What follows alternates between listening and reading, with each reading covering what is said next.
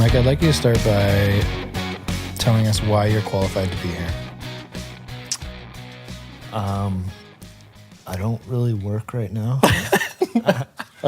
I probably consume more football than anyone in the world. I like it. Some could call me a degenerate gambler sometimes. But I do it in a way where I research and I make informed decisions on what I bet on. So I don't feel like it's gambling. I'm okay with that. But I don't know. I love the NFL and I love like statistics. How many spreadsheets do you have on, specifically just on NFL? Like I probably make 2 or 3 a week. Produce 2 or 3 different ones per week. Is it something that you like add information to each week? I will like take info from previous weeks and then like compute that into like the next matchup for teams that they have the next week. So it's kind of like an ongoing thing. What's your favorite spreadsheet? Probably the one that I make for like my weekly DraftKings lineups. So I take into account a lot of different stats. Such as? Like like anyone who watches football knows the, let's say, quote unquote, important stats per position. Yeah. What are some like underrated stats that you're looking for when picking guys in DraftKings? Pace of the game,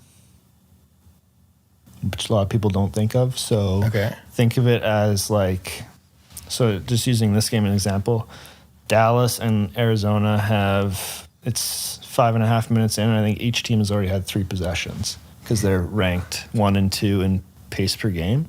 So they don't really they won't run the clock out. They won't run on first and second and try to throw on third. That's what the Seahawks do. Not anymore. But like pace is super important.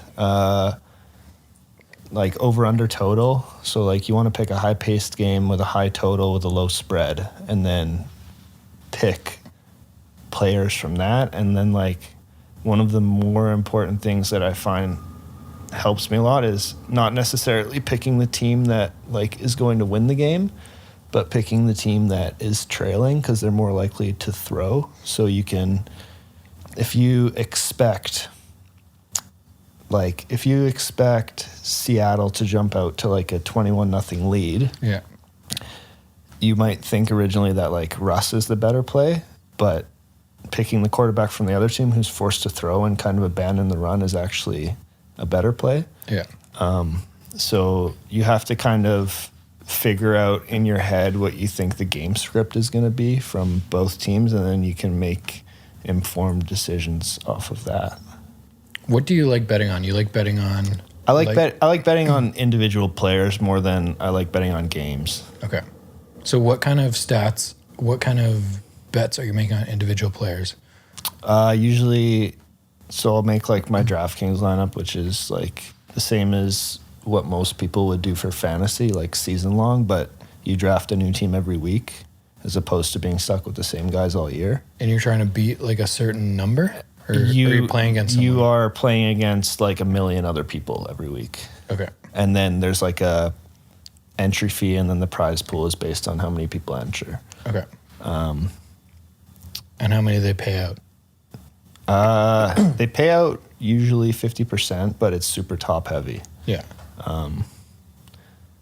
But there's a lot of fun ones. Just like, I don't know. There's like something called the Millionaire Maker every week. So you can make 150 lineups and put them all in.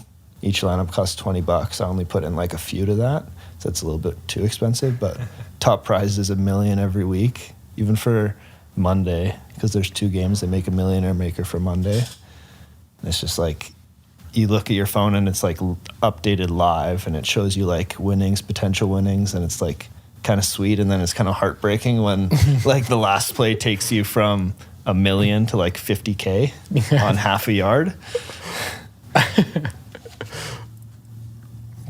So it's kind of tilting, but it's a lot of fun. Is football the funnest fantasy sport? Yeah, football's a lot of fun. It's definitely, I think it's the hardest to predict. Basketball is pretty easy because most nights you know where production's coming from. Yeah.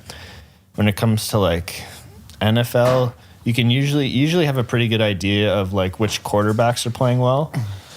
But the way DraftKings is formatted, so it's not like you can just pick and choose whatever player you want. You have a $50,000 salary, and then you have to make your roster in that $50,000 cap limit, and like the better players are always more expensive. So you have 1, 2, 3, 4, 5, 6, 7, 8. You have 9 spots for $50,000, and like the most expensive guy would be probably like in the $10K range. So if you pick someone who's $10K, you have to find like value at other positions where you like monitor injuries, figure out who's out. Usually like. So, like, when McCaffrey went out, and, like, someone gets ruled out just before game time, you have to kind of be online looking for that stuff because then you can put in, like, the backup running back who should be priced, like, 5,000 or 6,000 more than they are because they're still going to get the same workload as a starter would. But, yeah, I just, like, it's just a lot of fun for me. And then it's income. It's just my 2 favorite things. We're going to talk about the NFL in general, but because this is a Seahawks podcast, I'd like to start with the Seahawks. Okay. Now, I would say I'm fairly unbiased in terms of cheering for the Seahawks and understanding that they're by far the best team in the league. But from someone who is maybe not necessarily a Seahawks fan, I would like you to I wouldn't say analyze. They're my second favorite team. Oh. Behind who? Behind the Cowboys. Oh, that's rough. But there's a large gap between 1 and 2. We're going to come back to this, yeah. How difficult has it been to be a Dallas Cowboys fan the last few years? Really, really hard. Really hard. And there's always so much like hype going into a year with them. It seems like every year for the last few years. Yeah. And then have they made the playoffs in the last few years? Maybe like but it's like they're never going to do anything. They're never going to do anything. Yeah. Like they're in that weird little bubble where you're like just good enough to make the playoffs, but you're not shitty enough to like get a good draft pick. Yeah. You're in that weird kind of zone, and they spend money on positions they shouldn't spend on and then refuse to pay their quarterback, which is just like so heartbreaking for Dak. Said he got his 1 year deal, but he didn't get like the large paycheck that he should have. Why is and that? Then he broke his, because him and Jerry weren't on the same page. But that's why guys ask for like guaranteed money, because your career can basically like flip like that. He should be okay, but it's kind of scary for him. Do you think he's a franchise tag guy? Yeah. I think he's... I try not to be very biased, but he's actually very, very good. He still has like a few things to learn. Catch the ball. We're watching the Cardinals Cowboys game right now, which has started atrociously slow. And Dallas has their backup, Andy Dalton, in the game, and it's been a bit tragic to start that, which is why Mike's really frustration is coming out. I might get through that whole bottle by the end of the game. How old is Dak? Is it he'd be in his mid-20s. He's 27. Yeah. Like why is he not known as one of the top 5 quarterbacks in the league? Because to me, I look at Dak and I don't watch Cowboys games closely unless they're playing the Seattle Seahawks. Yeah. I look at him as like a medium guy in the league. So I think that through like his first year, he wasn't that good, but he's like become a lot better than he used to be. But I also think that to a lesser extent that Russ has had it over the years, he isn't appreciated enough for what he's asked to do. Okay. So I think even though Russ is like the last couple of years, he's been seen as like a top 3 guy, unless you kind of talk to Seahawks fans or like people in the media that know what they're talking about, would constantly rank QBs above Russ. Yeah. And I think that's still done with Dak, and I don't think it should be. He was off to a ridiculous start this year. Even though his team sucks. Yeah. And part of like, I think part of the stuff you have to look at in terms of like, if you just look at stats, I would say Dak is like up there with Russ for having one of the best years, but Dak's had the privilege of like his defense letting up 40 points a game and trailing a lot of the time. So he's just forced to throw and throw and throw. So he's throwing like 50, 60 times a game for 450 yards, but it's always trailing. Yeah. So it's not like, I don't think that you can solely look at statistics when looking at like quarterbacks in terms of like talent, but I think he's still underrated, and he's getting better for sure. What's your assessment of the Seattle Seahawks so far this year? Um, I want like a real analytical answer here. I want like spreadsheet answers. Okay. I think that they run too much on first and second down. Still. They get themselves into third and longs way too often. We're like, Carl, maybe try to pull up the stat, but I think we're like pretty low in the league in terms of third down conversion, like bottom 10. I'm pretty sure that is like one of the worst stats on offense for us. But okay, continue. I think like third down conversion stats are also a little bit like biased at times when you have teams that are going run for 1-2 yards and then you're forced into third and long. Yeah. I think like what Kansas City does so well is they do get into third downs a lot of the time, but it's third and short, so their options are a lot more great fumble. Oh no. Was that Zeke? Yeah. I think if a team knows you're passing, like they will for Seattle on like 3rd and 9, 3rd and 8, 3rd and 10 and whatnot, it's a lot easier to design game plans around, which is what makes Russ even better. Yeah. But like just like not putting yourself in situations that are like minus EV as opposed to plus EV is so important. So what is like, EV? Expected value. So like if 50% is like 50% would be right on the, anything below that is minus, anything above it is plus. Okay. So you want to put yourself in situations where you're plus EV, so your expected value is higher than the other side. So putting yourself in third and long is always minus EV. Like throwing on first, the worst thing teams do is throw on first, get an incompletion, and then run on second because they think the pass didn't work out. Yeah. It is the worst thing you can do in football in terms of play calling. And it's not as bad if you go pass and then you do like a motion run, but if you go pass, incomplete, and then like running back straight up the middle with no motion, it almost always will put you in a situation that you can't be successful in, which is why I love Russ so much, just because he's put in these awful situations all the time and they still somehow win. So the Seahawks' third down conversion percentage is the second worst in the league. I knew it. See? So that we're at 32.61% right now. That is awful. Yeah. The Jets are the only team that are worse. But just like when you watch the Seahawks game, We won a football game last week. With 0 third down conversions. did you see what the Atlanta Falcons did to the Vikings on the weekend in the first half alone? Yeah.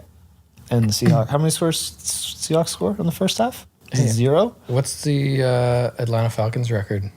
1-5. What's the Seattle Seahawks record? I understand what you're saying. I'm just saying, if you have the ability, the Atlanta Falcons offense is good, but Seattle's is just as good. If you have the ability to score that many points against the Vikings and you they scored 0 in the first half, right? If you score 0 in the half, like, obviously either your game plan is wrong or the Vikings played out of their asses, but I don't think it's that. I think Minnesota played pretty good, and it was a weird first half. I also think that the Seattle Seahawks would do better without an offensive coordinator. I probably agree with you. Look at this little guy. He's so quick. He's so... He looks like a little animated character on He does. He looks like he doesn't belong out there. Yeah. He's got happy feet.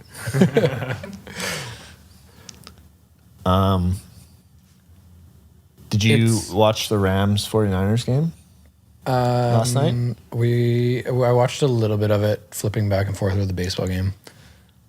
So I fully expect Seattle to win that division, but I think that like the 1, 2, and 3 seeds could all beat each other given like a 1-game sample or 2-game sample. In that division? In that division.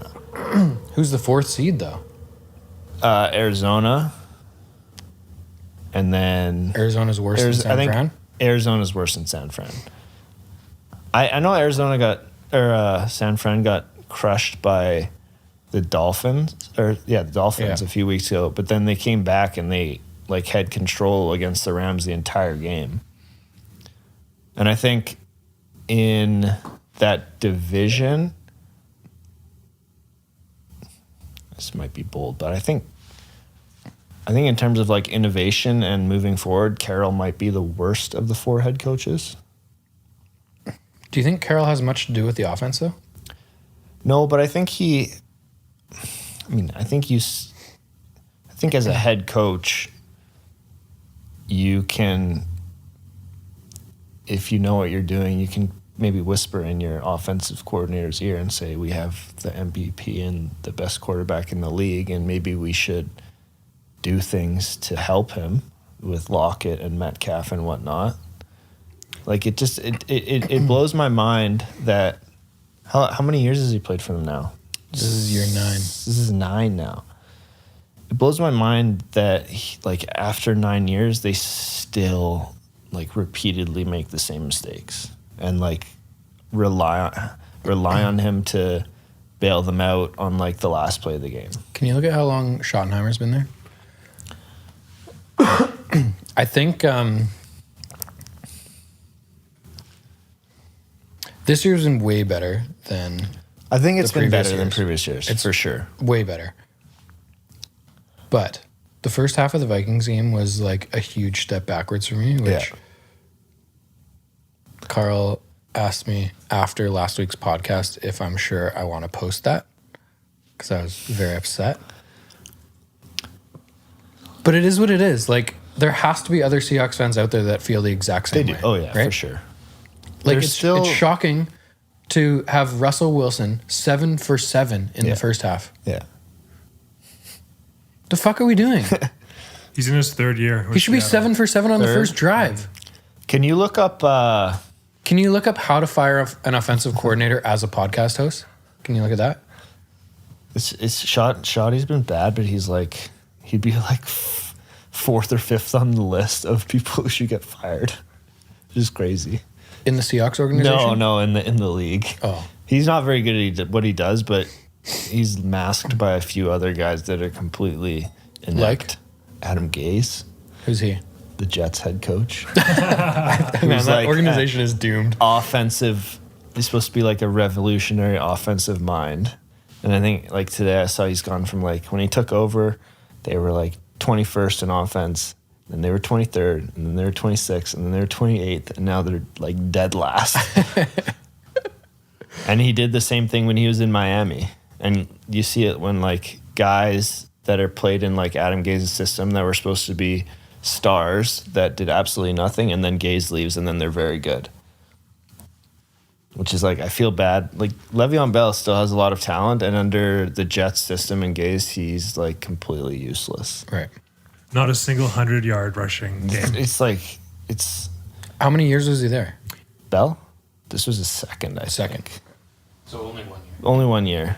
And like a lot of that has to do with offensive line more than anything. But like if you are hired and the thing on your resume is that you are an offensive innovator and you are by far the worst coach in the league, offensively, you should probably get fired. The Jets are on pace for the worst point differential in NFL history, including expansion teams.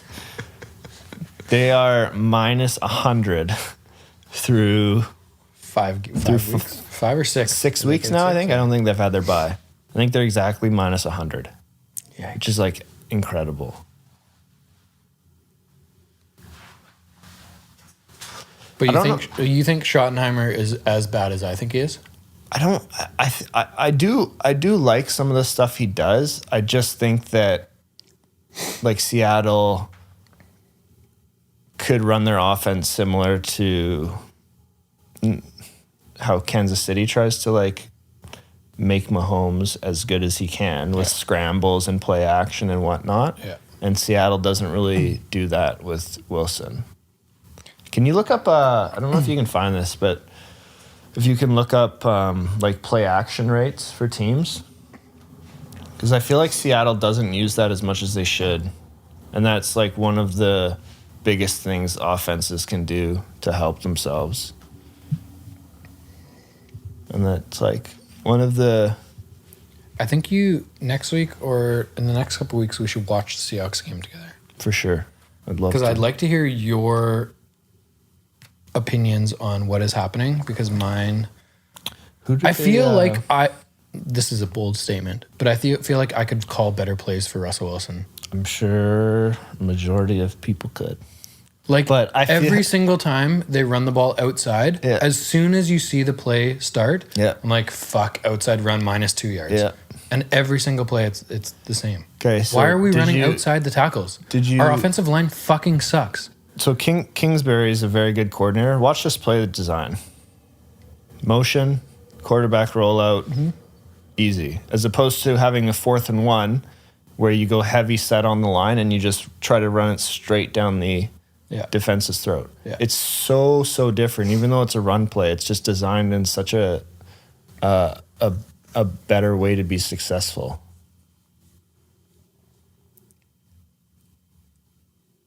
I don't know. I've been watching Seahawks games, but I haven't been watching them like as close as you because I have a bunch of games on at once. Are they designing quarterback runs for him anymore, or more than they used to? Because there's a few years in a row where like he wasn't using his feet at all. I know he was injured a little bit with his ankle, but he can still he's still a good runner. I don't think that's where we excel though. So I don't think that needs to be much of our playbook for the Seahawks to win games and win big games. I think where Russ is good is a play breaking down and him getting 6 yards. Yeah. I don't think we need to, nor do we want him to get hit. Like, we don't want to run too many, like, designed run plays for him to be in positions like Lamar Jackson. No, I'm not even saying, oh, that's another good play. That's a good point, but I'm saying, like, the Chiefs don't want Mahomes to run that much, and they obviously don't want to get him hit. I'm not saying he should be like a Lamar Jackson or like a Josh Allen where they're forcing runs on him, but having like a few plays that are designed runs where he's able to roll out and throw, and if the defense collapses a little bit, he's allowed to take like 10, 15 yards as opposed to just being like, Russ is either going to throw as the quarterback or we're going to run with Carson. Yeah. I think there is some of that, but not enough. Yeah. So like, I don't know how much weight do you put on like the NFL analysts on like commentators? Yeah. No, like the people who do like the pregame shows and stuff like they're old fashioned. They're not very good. Yeah, I agree. So what about like the young guys like Nate Burleson and like better. The best, I don't know what that show is called. I think it's ESPN. Yeah, the best guy at like breaking things down and actually knowing what he's talking about is Dan Orlovsky. Yeah. He's awesome. And he's on NFL Live, I think, every day with Mina Kimes and a few other people. I think Nate Burleson's on there. Yeah. But he's like, it's funny. He's like the smartest guy breaking down plays, but he was on Detroit's team when they went 0-16. So he's like, he makes fun of himself saying that he's part of like the worst team ever. But like when he talks about breaking down plays, he's so smart and totally understands it. How do we get him to commentate games? I don't know. But like the Chris old guys out? How do we get Troy Aikman out? That's what I'm talking about. The old guys that think the league is the same as when it used to be like 20 years ago where teams like rushed 30 yards a game and you just the quote of like whoever's more physical is going to win. Yeah. It's just so false. League's not the same as it used to be. The rules aren't the same. You can't play defense the way you used to. Rules are very different. It just drives me nuts when people like try to like generalize things based on what used to be successful. What do you think of this as a rule? Pete Carroll takes his mask down for a few plays in week 1, gets fined $350,000. Week 3, someone tries to break Chris Carson's leg and gets fined $6,000. I think the rollover tackle is one of the dirtiest plays in football. $6,000 fine, Mike. Yeah. Versus taking your mask down for 30 seconds. That was a $350,000 fine. I think like the same way as like targeting and helmet to helmet is a suspension, that should be 100% a suspension because it's on purpose. That guy knows exactly what he's doing. Exactly. That's my fucking problem with and he's not lucky. Like he's lucky he didn't break Carson's leg or ankle. It's such a garbage play. Let's progress. I feel like we're digressing into talking about what's wrong with the NFL. 3 unbeatens. 3 unbeatens? Yeah. I want your who's best and who's worst of the 3 unbeatens right now. It's the Tennessee Titans, the Pittsburgh Steelers, and the Seattle Seahawks. Okay. Do you want like a full breakdown? Yeah, absolutely. Okay. I think we got a lot of scotch left, so a full breakdown is more than welcome. Offensively, I would rank them 1 Seattle, 2 Tennessee, 3 Pittsburgh. Okay. Defensively, Pittsburgh's 1, Tennessee's 2, Seattle's 3. That's not a shocker.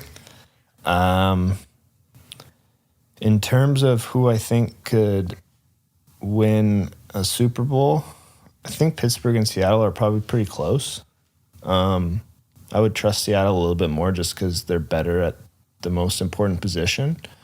But similar to Seattle, Pittsburgh has a ton of weapons, and they haven't been fully healthy this year, and they're still very good. Their defense is good again this year. Ben is like a corpse of his old self. Yeah. He can't really throw the deep ball very well anymore. He's not mobile anymore. And he's not mobile at all. But he's not, I don't think he has to do as much as he used to.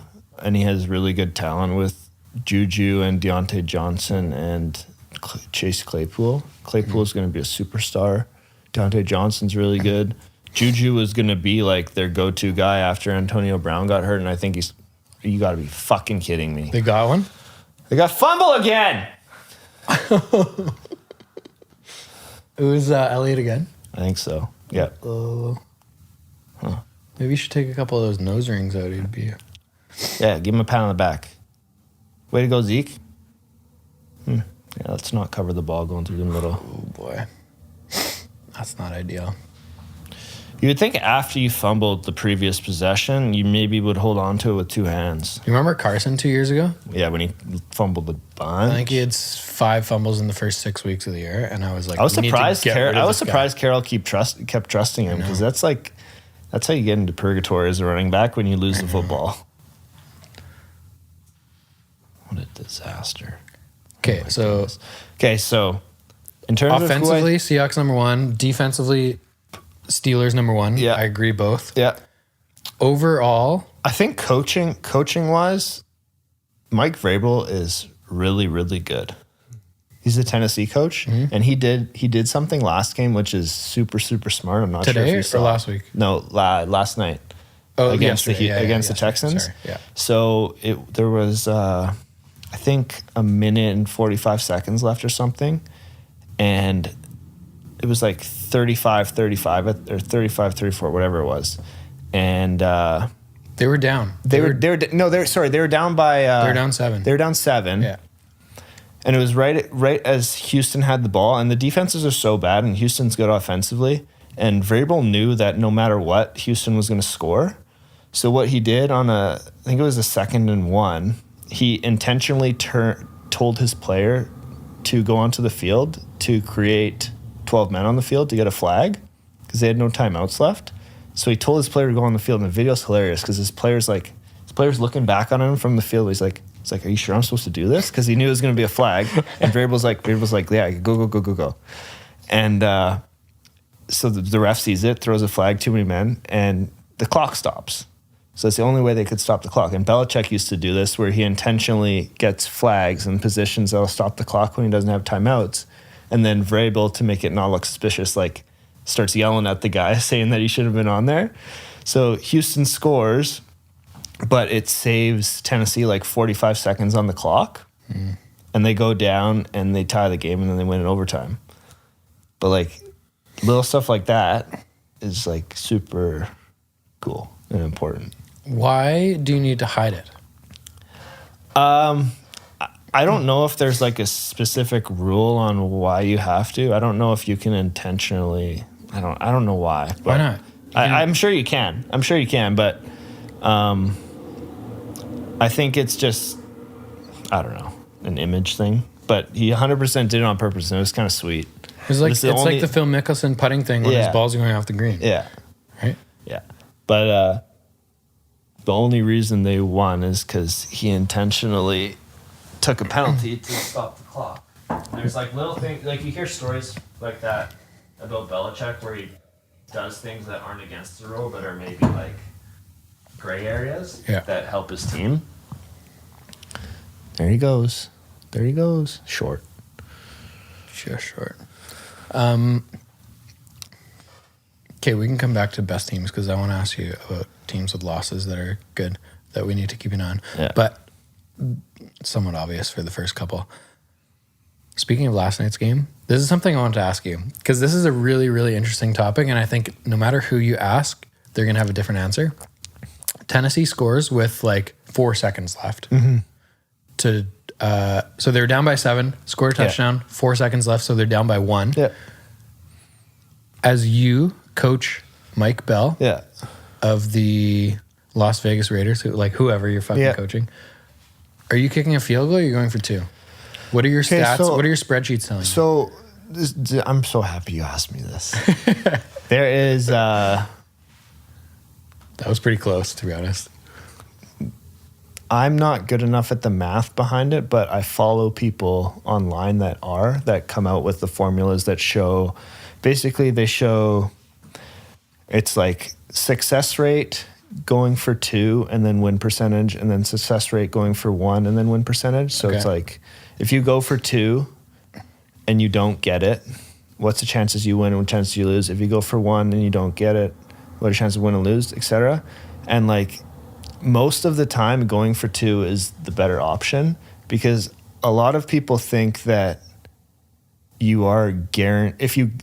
People equate getting to overtime and tying the game as a win. Yeah. Whereas it is usually 50% or less. So it's more of the plus EV minus EV stuff. So your expected value of getting I think converting a 2-point conversion is over 50%, as opposed to when you go to overtime, you have a 50% to win the coin toss, and then you also have a percentage chance of losing the game. Yeah. So your chance of winning the game is actually better going for 2. But coaches and teams and fans and whatnot think that just extending the game is the more important thing, when trying to win the game actually gives you a better chance at that time. It's an interesting conversation because if you're saying, I don't know the exact stats on this, Carl. Can you pull this up? I can actually look up some that I want to know percentage of 2-point conversions this year in the NFL. What's the percentage? Because I think you said it's just over 50. Let's say it's 53%. Yeah. Of versus success. It's between 40 and 55%. Can we get a more accurate number than that? NFL 2-point conversions this year success rate. I will say one thing. So was it last week the Seahawks played the Vikings? Yeah. So one of the things I actually disagree with you is when the Vikings went for it on 4th down and didn't convert, and you think they should have kicked the field goal. And I can't remember what the score was at the time. Was the field goal to go up 7? So they were up by 5 at the time, So and it's it to go puts up them 8. up 8. Okay. So my thought was go up 8. The likelihood of scoring a touchdown, let's say, fairly low. Yeah. But with Russell Wilson, higher than normal. Yeah. And also, on top of scoring a touchdown with a minute and a half left, on top of that, adding a 2-point conversion, quite low.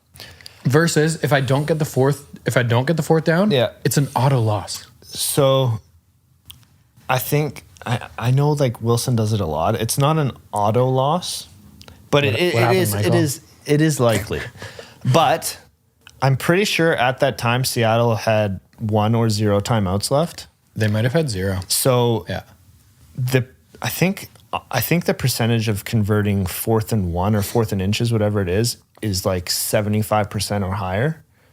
So if you convert that, your chances of winning go from having Seattle having to drive down the field, score a touchdown, get a 2-point conversion, to if I convert 4th and inches to I win 100% of the time. Yeah.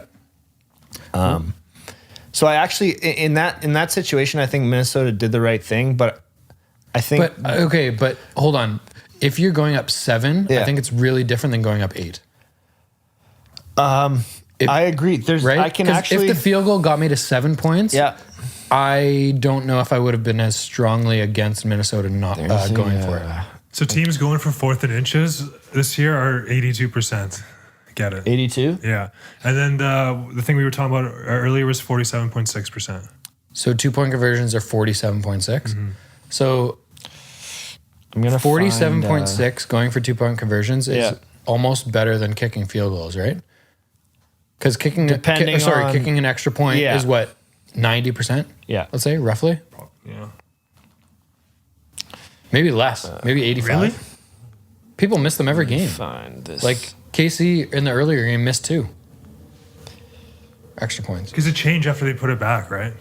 That was the big. because it's a 35-yard kick now, whereas it used to be a I'm 20 gonna find this 20-yard chart. kick. It's my favorite thing that this guy puts out. It's an interesting conversation. Here we because go. As a Minnesota Vikings coach, I am kicking the field goal to go up 8. If I go up 7, I'm really considering the options. Going up 8 to me is a no-brainer. This is a shout out to Lucas right now, but Seattle has the highest extra point conversion percentage in the NFL right now. Lucas, hey, quick off topic, Mike. What do you think of Seattle's kicker, Jason Myers? I honestly haven't watched him kick enough. Is he the only kicker in the league that is 100% through week 6? Someone missed their first kick on Sunday, So he may be. Yeah. It's like a kicking statistics. Here's Jason Myers is 22 for 22 on the year. No big deal. so. If Minnesota was up 5, it was 4th and 1, 6 yards from the opponent end zone. Yeah. So it's an automatic field goal. So if they go for it, their win percentage is 92%. If they kick a field goal, it's 91%. Success rate for the field goal attempts 98%. Success rate for going for it is 68% for I them. don't like that. If they fail, then this is the important. If they fail the going for it, their win percentage is 77%. Still, if they kick a field goal, their win percentage is if they go for it for 2 and fail, it's 77%. If they kick a field goal and miss, it's 76%. But if they go for it and they get it, their win percentage is 99.9%. For sure. And if they don't, and if they kick a field goal and succeed, their win percentage is only 90%. So I actually think they did the right thing. As the coach of the Minnesota Vikings, you're going for that? 100 times out of 100, I will. See, so I think they did the right thing. I don't think you can look at I don't think you can look at it like going back and saying, oh, because they didn't get it, it was wrong, or because they did get it, it was right. I think you just have to make your decision based on the information you have at the time. And at Tell the me time, where my logic is wrong. So this is what went through my head when me and Carl were watching this football game. I thought they're up 5. Yeah. If they kick a field goal, Yeah. the worst possible thing that could happen, the worst possible thing that could happen is go to overtime and have a chance to win the game. If I do not get this 4th down, the worst possible thing that could happens. And that probably happens with Russell Wilson on the... let me finish my thought. Okay. With Russell Wilson on the other side of the football, that happens at least or more than 50% of the time. I think that was it. Okay. So, obviously, you think Russell Wilson is going to score if they don't convert, right? Say they go up by 8... But I'm thinking the same thing against Mahomes or like any of the top I agree, 5 good quarterbacks in the league. But I think the one thing you're missing is super important. If Minnesota kicks a field goal and goes up by 8, and the same amount of time is on the clock as when they stop the Vikings on 4th and 1, based on your logic of like Russ is always going to score, I think you have to also say that if they kick the field goal, Russ is probably scoring a touchdown, and they're probably getting their 2-point conversion. And Minnesota's chances of getting that 4th and 1 are higher than Russ not going down the field and getting a touchdown and a 2-point conversion. So I think Russ is getting a touchdown, but then I look at the 2-point conversion stats, and they're 47%. So I like that stat better. 47% for the league or for Seattle? For the league. The league average. So I think what are Seattle's? I think knowing that they were 0-19 on third down. If you think Russ is driving 90 yards and scoring a touchdown with 40 seconds left and completing that, I'm pretty sure with one. But it's both, I'm pretty sure right? with one second. Yeah, but Russ doing both is still a less percentage than Minnesota not getting a 2-point convert or not converting from 4th and 1. Yeah, Zeke was benched. Unreal. It's an interesting conversation, Mike. Yeah. But I am almost always, and teams do not nearly do this enough, even from middle of the field or your own 45 on 4th and short or 4th and 1, way too many teams punt. And I think quarterback sneaks on 4th and 1 or 4th and short are like 95 or 98% over the years. No, it's almost automatic. Can't be that high. It is almost automatic. Quarterback sneaks. What about when you have the best punter in the league? So Seattle last week, we had 5 punts inside the 20. 5 punts inside the 20. Yeah. 2 or 3 were inside the 5. Yeah. I still think you still think go for it. I still think you're going for it on your own 45. 100%. The QB sneak stats, 88%. 88? Yeah. For what range of time is that? What do you mean? Like, is that this year? Yeah. That's 2020? 2020. Okay.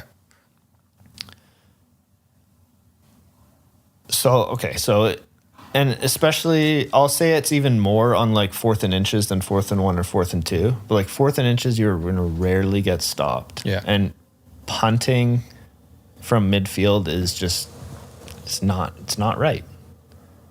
It's why you see the best offenses year after year, they don't do that. Baltimore never does it. Kansas City never does it. Seattle does it too much. Seattle punts almost every single time. Seattle punts every time because they're still in this 2010 mindset where their defense is just going to ball out, and they're not. They don't play to their strengths, and their strengths aren't what they used to be. What do you think of Jamal Adams? I love Jamal Adams. I think he's excellent. Is he the best defensive player in the league? Not the best defensive player in the league. He's probably a top 3 safety. Top 3 safety? Yeah. Top 2 safety, top 3 safety. You could probably convince me he's the best safety in the league. It was an unreal pickup for Seattle. So this is my... He's very, very good. My comment is I've never seen a safety like him. Yeah. And to be completely honest, I watch few games closely other than Seattle Seahawks. So I'm comparing him to Cam Chancellor. I'm comparing him to Earl Thomas. Yeah. Who were superstars at their peak time. Do you think that It's hard for me to equate like the best defensive player with like a defensive player who's more Like Donald. valuable. Who? So Who's more valuable? a pass rusher is more valuable than a safety. So anyone like a key. But he is a pass rusher. He's the best pass rusher on the Seattle Seahawks. I agree, but like Donald influences the game more than Adams will. Like a shutdown corner will influence the game a little bit more than Adams. It was an unreal pickup for Seattle because it's something they needed. Huge. I don't know if it's enough to get them over the hump. I agree. But I think it gives them a way better chance than they had. I agree.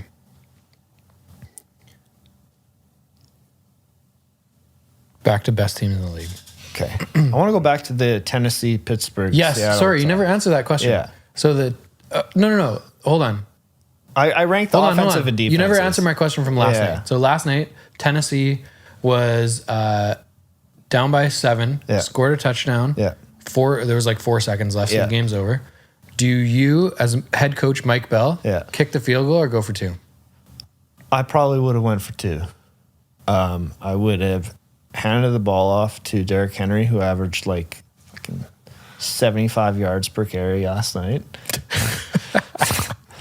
And so I think that's during slightly the coin exaggerated, flip in overtime, did you see Deshaun Watson's reaction? Yeah. So he literally knew as soon as Tennessee got the ball that they weren't going to win the game. Yeah. And I think that if Tennessee loses the toss and Houston gets the ball, I think Tennessee loses the game. So I think the best chance for Tennessee to win the game was probably to go for it. You're hoping on the coin toss. You're hoping on the coin toss. Yeah. Which is why I hate that thought of like, if I can get this game to overtime, I'm gonna win. Like your win percentage is more based on like winning the coin toss than it is anything else. So if your mindset is getting to overtime, are you thinking more, I have the better playmakers in the clutch to win a game? Like, what are you thinking? What's your mindset? Because, like, as a Seattle guy, if we get to overtime, I know that we're going to see the best Russell Wilson. We're the best version of Russell Wilson, right? Versus, like, if we're playing Andy Dalton, the fucking backup from Dallas, I like our chances. From team to team, it 100% matters. Yeah. And that's why, like, yesterday's game with Houston and Tennessee is, like, a pretty good case study because both teams know that the other team is going to score on them most likely. Yeah. So I think if you get a chance to win the game in regulation, you probably should do that because if you lose the toss, you're 90%, 80% going to lose the game. Yeah. But like, if it's Kansas City and Seattle and the game goes to overtime and Seattle loses whoever wins the coin toss wins. Whoever wins the coin toss is going to win. And exactly. you don't want the overtime rules need to change because I think that, I don't know. I think the coin toss still determines too much. Why did they reduce the overtime time from 15 to 10 minutes? I have no idea. Why is there a fucking tie in the NFL? Just let someone kick a field goal and win the game. What the hell? Keep playing. Someone's going to kick a field. It's not going to take an hour and a half to kick a field goal. Wow. That's a touchdown. Christian Kirk. Uh-oh. Let's go. JC, you're not looking good. Sorry about that. So Jordan and I made a bet last night. There was 2 Monday night games. We're going to bet $100 per game. Yeah. She gets to pick the winner of the first game. I get to pick the winner of the second game. She luckily took the Chiefs. And honestly, I thought that game was going to be a lot closer than it was. Fair.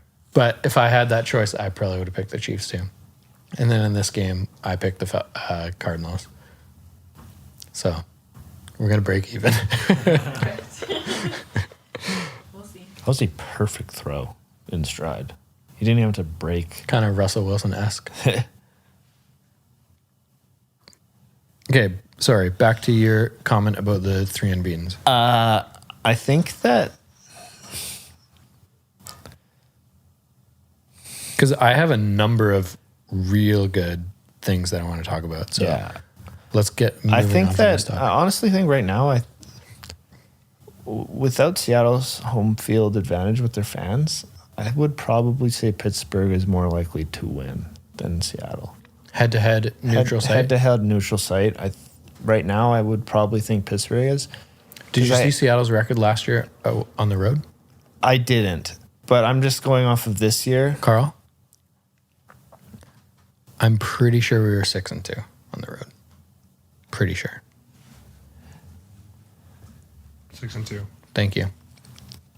If I bring up my betting account right now, whose odds based on the sharps in the betting world has a better chance to win the Super Bowl? Odds? Yeah. I would say Kansas City, number one. No, between Seattle and Pittsburgh. Super even. I would say they're identical.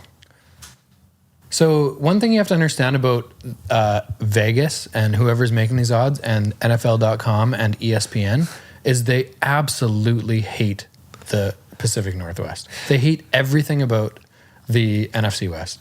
You think so? It's been the best division in football for what, a decade? It's been good. For a decade. For 10 years. I think I agree ESPN and stuff is, but betting sites wouldn't like base their money and stuff on people that they hate. Their lines are usually pretty accurate. Really? Yeah. All right. So tell me. you know what? Because I was wrong. me, Seattle's 7.5 to 1. Pittsburgh's 11 to 1 as of right now. So who's number one? KC? KC, Baltimore, Seattle, Pittsburgh. Baltimore. Man, I don't see Baltimore making a run this year. I can't. Until Lamar wins an actual big game, I'm not going to trust him. He's not a quarterback. He's extremely good at the offense that Baltimore has asked him to be in, and it's like super scheme dependent, and he's super effective at what he's asked to do. I just don't think he's like a true quarterback. He's good. He's a good football player, excellent athlete, but he's a really good football player. I don't see them getting he's through. a Super Bowl winning quarterback. I don't see them getting over the hump. I don't know. I think they're almost maybe like for the next 5 or 6 years they're probably going to play Kansas City. Has any quarterback like him ever won a Super Bowl? Mike Vick ever won a Super Bowl? Nope. No? I think they made an NFC Championship game once, I think. I don't think he ever even The made thing a that Super I Bowl. think that Baltimore has that maybe Vic didn't have is that their defense is still really good. I agree. And they have running backs that are still very good. And he's not. If their defense plays really well and their running backs play well, I think that they could maybe win one with him being not asked to do very well. But I think that whenever they get behind, like they did against Tennessee last year in the playoffs, and he's forced to like throw and like lead an offense, I don't think they can win. So I think everything has to go their way in order for Baltimore to be successful postseason wise. That's my take. And I honestly don't think Kansas City is as good as they were last year.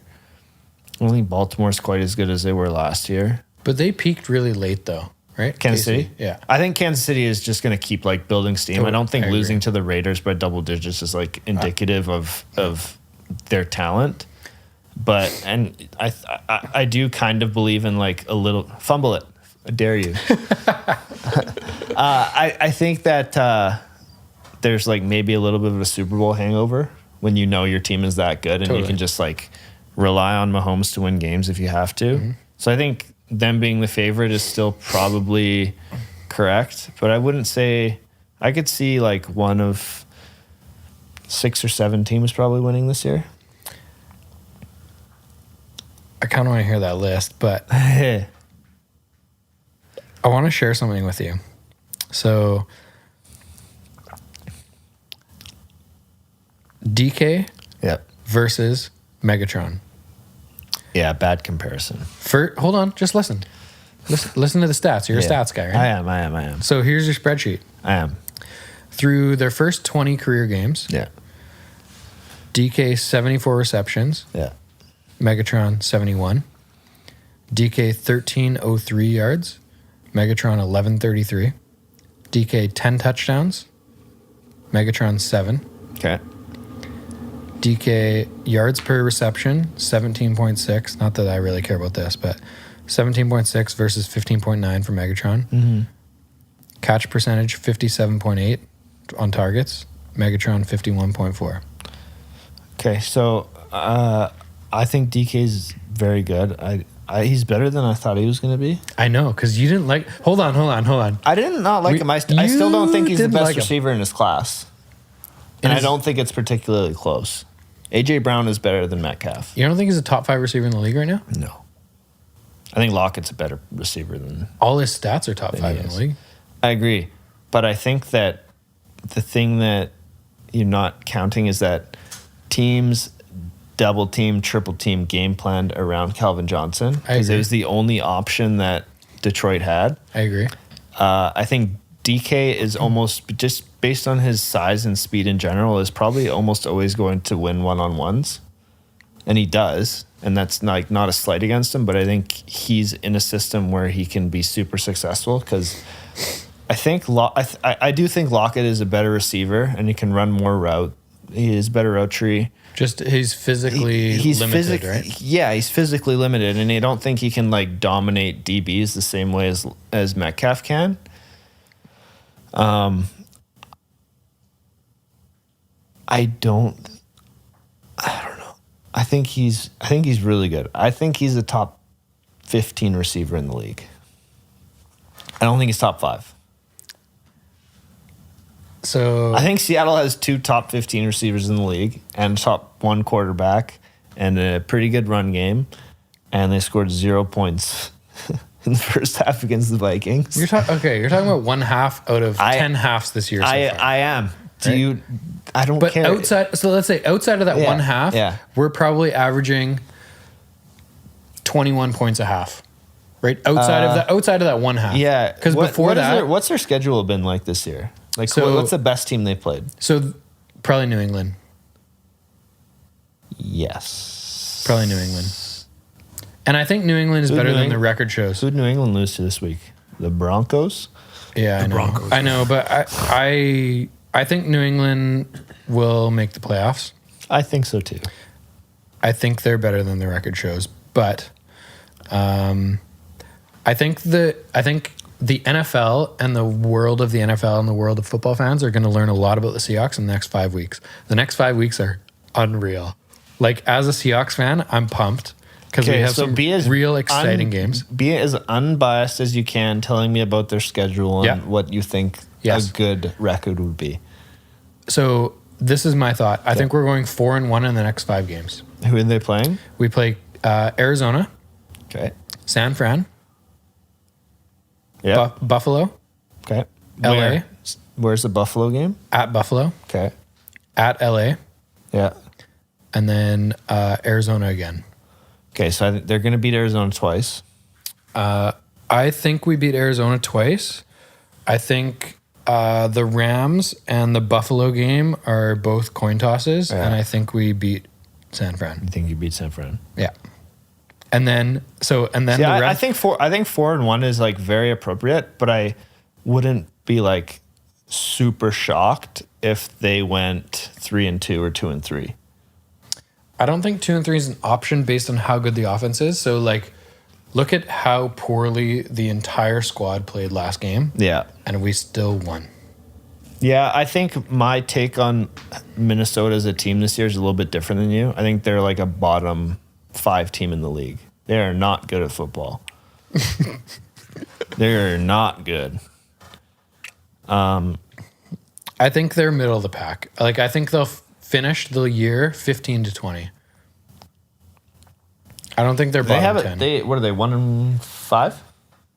I think. They only have 1 win this year. Did they play yesterday? Who did they play yesterday? They got smoked by the Falcons. They played the Falcons. That was the Falcons' first win of the year. So that's our tough stretch. Because then after those 5 games, we play, listen to this, Philly, Okay. Giants, and then the team without a name. So I'm gonna make a very bold prediction right now. Okay. I'm gonna say that Seattle beats Arizona twice. Okay. Seattle narrowly beats the 49ers. Okay. So that Actually, means, no, they narrowly beat the Rams. Hold on. We're going to go through the games in order. Okay. Okay, so we're 5-0 right now, coming off a bye week. We have Cardinals next week, so you say win. 1-0. Then 49ers. 1-1. So we're 7-0. You say we'd lose to the 49ers? So this is my hot take of the night. All right. I don't think so, but okay. Then we play in Carl, you Buffalo. writing this down? Yeah. In Buffalo. You beat Buffalo. Okay. Then in LA. You lose to the Rams. Then at home against the Cardinals. You beat the Cardinals. Okay, so you think we're, what is that? 3-2. Yeah, so that's 8-2. Yeah. And then we have Philly. Where's the Philly game? At Philly. Okay, that's my hottest take. I think that Seattle's going to lose to Philly. So there you have So it. I think they go 3-3. Barring some shocking injury, like DK or Carson or Russ, Yeah. I think there's no chance in hell that we're losing one game out of those next four. Philly, Giants, Jets. I think football team with no name. I think that. Yeah, see, I'm an unbiased Seahawks fan. I think the Seahawks are outperforming their record right now, and I think They're the Rams, best offense in the league. I agree, but their defense is still But if they're going to score 39, I know. 40 I'm just points a saying. I game- think the Seahawks record. I think the Seahawks are a 13-3, 12-4 team. 13, I'd say 13-3.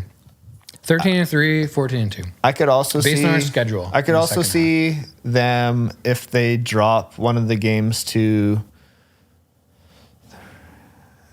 the Rams. The 49ers are 3-3, and the Rams are 49ers are 3-3, and the Rams are 4-1. 4-1. Yeah. Rams are 4-2. They're 4-2 because they lost to the 49ers. Niners So yesterday. I could honestly see if the Seahawks lose the game to the Rams, I wouldn't be surprised if the Rams end up winning that division. I don't think the Rams are good enough. I think the Rams are like an 11-5 team at the end of the year. Yeah. I think they're 11-5 if you think they're going to lose to the Seahawks, but I think their records can be flip-flopped and they might lose on the head-to-head. Because I think that McVay will just out-coach Carroll. And I think Kyle Shanahan will out-coach Carroll. And I think that is going to be an issue. And I have literally said that every single week for like the last 3 years about Russ that oh my, you gotta be fucking kidding me, man. Oh my Who's that? God, that's Gallup? Michael Gallup. Man, The ball you guys slippery. have What's the ball? We have great receivers, three man. stud receivers. They're unreal. Look at it. Dalton's throwing dimes, man. What the hell was that? It was tip drill. I remember playing that in high school. That was fun. My God.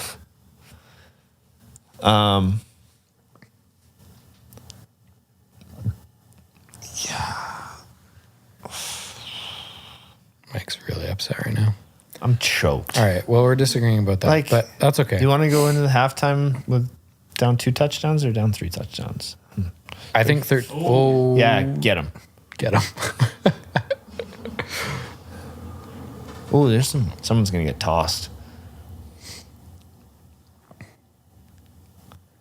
All right. I don't know where we were before that conversation, but I got so many questions, so I might as well just keep going. You like? Are you unbiased right now? Yes. In this moment. Yeah. Who's winning the Super Bowl? So I think I could probably name 5 teams that I think have a legitimate chance of winning a Super Bowl. Okay. And one of them is not the Rams.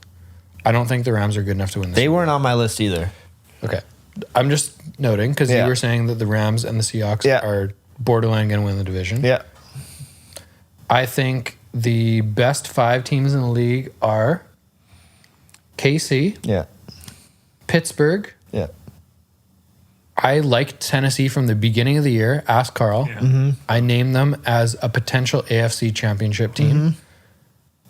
Seattle and Green Bay in the NFC. Green Bay. So I I don't think agree. anyone else in the NFC is good enough to beat those two teams. I agree with your list, but I would add in a few teams just because I think if everything goes their way, they could probably make some noise. I don't think Buffalo's good enough. I don't think Buffalo's good enough. I don't think Baltimore's good enough. I would add Baltimore in. Okay.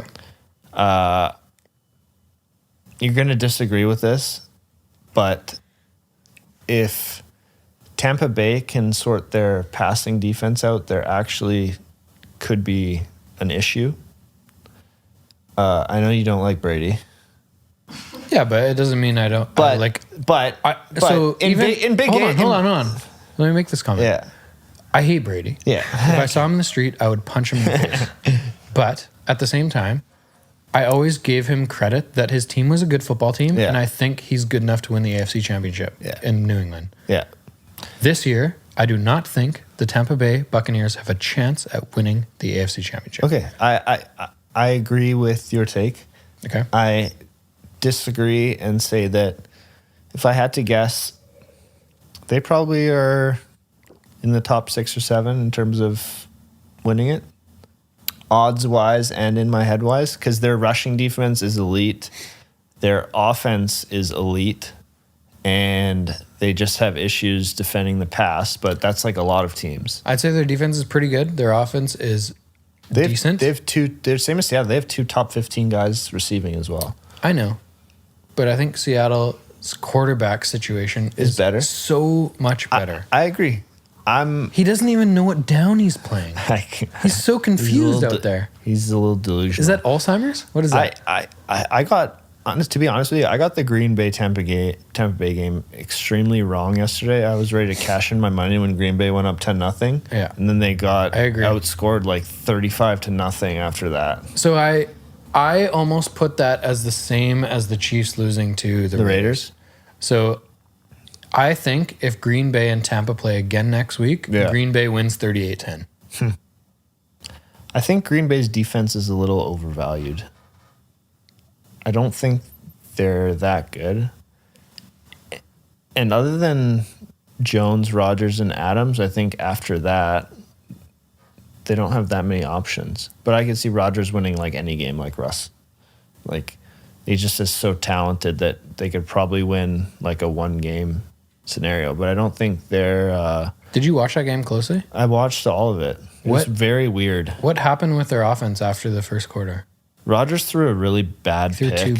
Two picks. And then one got tipped and should have been picked. And then Brady played exceptional, and then Green Bay couldn't stop the run, and then Brady converted on a bunch of like third down situations, and they just could run out the clock. Just kind of like really weird in a way that's what the Patriots would do. Like if Patriots got a lead, they're probably going to win, and that's what Tampa did. They got down early, but then I know Green Bay was up 10-0 after the first quarter, and then I think the Bucs scored like 30 or 35 points in a row until the end of the game. No, they did. It was 38-10. It was 38-10? Is that what it ended up? And Green Bay was up 10-0 at the end of the first quarter. They're up 10-0 within like the first 6 or 7 minutes, and then they couldn't do anything. I think they scored like 21 and 28 in the second quarter. 28 in the second 28. quarter. Yeah. And then So 10 one in of the them third. was a pick 6, and I would say that was Rodgers' third pick 6 in his career. Really? Yeah. But like I think people are like polarized on Brady because he used to play in New England. People hate the Patriots. But Brady is like, he's still good. He's not either the GOAT or he's shit. He's still a very capable quarterback even at his age. He still can throw the deep ball pretty good. He's still super, super smart. And he has probably better weapons than he's ever had since he played with Moss and like prime Gronk. But I think like in a 1 game like playoff format where he's forced to go up against someone else, I feel like other than a few teams that could probably outscore the Bucs, I think he has a pretty good chance of winning a game. What's their coaching situation like? It's okay. It's not great. Do you think that's I think the difference between him beating Tennessee or Pittsburgh in the playoffs? I think that the Bucs and Tennessee match up pretty good. For who?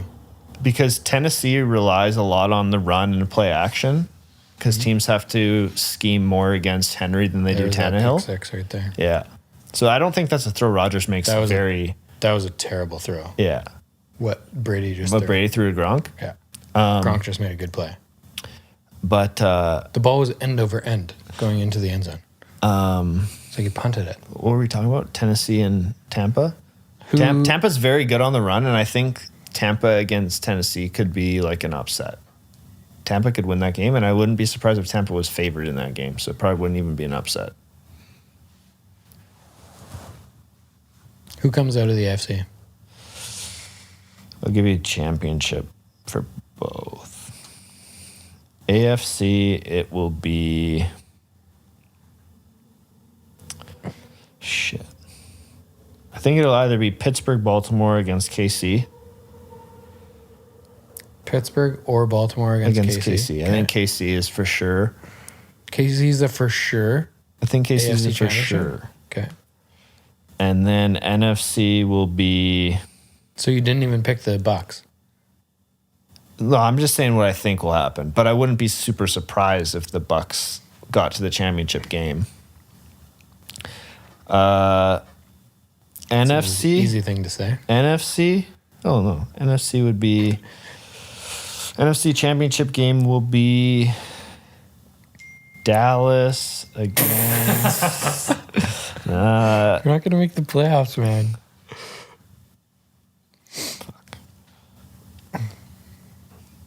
That's actually hard for me. It's Green Bay, Seattle. The Bears are 5-1, but Bears are an absolute disaster.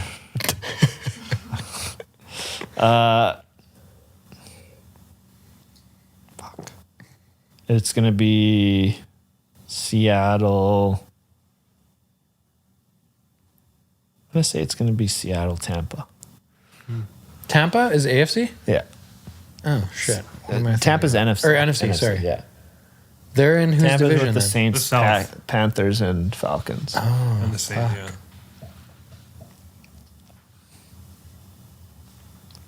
But I think you could get one of those weird scenarios where Why don't we get to play Tampa? Fuck. Let's change the schedule due to COVID.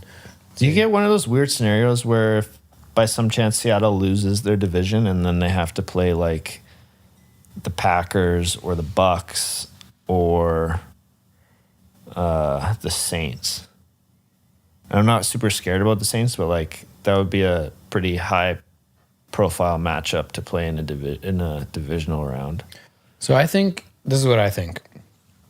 I think Seattle's coaching staff is smart enough now, based on the first 5 games I've watched this year, to know that they have the best player in the entire league. Yeah. And in difficult matchups, they let him play the way that he is supposed to play the game. Which, but in games that were supposed to blow the opponent out, this is the typical Seattle thing. Go down early Yeah. and wait till the second half and then win on the last play of the game. So I think in the next 5 games, Yeah. I think you're going to see a different So Seattle you think team. they're 9-1? I think you're going to see a different Seattle team that is more aggressive and more explosive than you've ever seen before. I would be super happy to see that. Dude, they're so shockingly good on offense, man. I've said this to other people and they don't believe me, but I've never seen a Seattle offense that is this good. That's fair.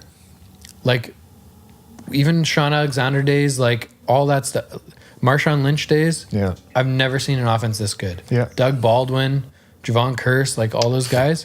They had Baldwin, Lockett, Metcalf. Baldwin tears away touchdowns in the end zone. Baldwin was one of my interceptions in the end zone. favorites. I love that guy. Didn't he sleep with... He did something wrong. I think that's why he left. Yeah. He slept with Russell Wilson's ex-wife. But That's the rumor on the street. So you have Seattle, Green I Bay. don't know. Michelle. I think that was her name. Wow, good for you. I had no idea. Tom Brady has an ex-wife? I didn't know that either. Sorry. You Go have ahead. Seattle, Green Bay. And then who do you have on the other side? NFC Championship, Seattle, Green Bay. I think Seattle wins a tight game, 34-31. 34-31. Yeah. Okay. And AFC Championship, I have KC and